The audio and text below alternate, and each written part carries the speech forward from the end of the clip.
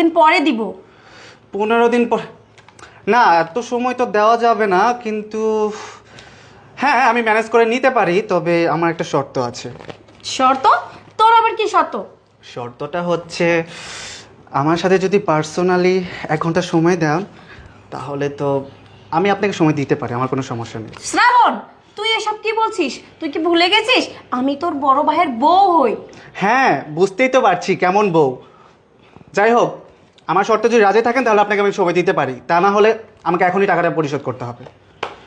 এই মুহূর্তে তো আমি টাকাটাও তোকে দিতে পারবো না। আচ্ছা ঠিক আছে, যা, আমি তোর শর্তে রাজি। রাজি? আপনি যেহেতু রাজি হলেনই, আগে যদি রাজি হয়ে যেতেন তাহলে তো এই 1 লাখ টাকাও লাগতো না। আচ্ছা ঠিক আছে, এসব কথা বাদ।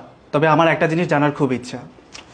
আমি যে আমার এই সৎ ভাইকে মারলাম, মানে আপনার হাজব্যান্ডকে যে আমি মারলাম, আপনি যে তাকে মারতে বললেন, কেন মারলাম বলুন তো?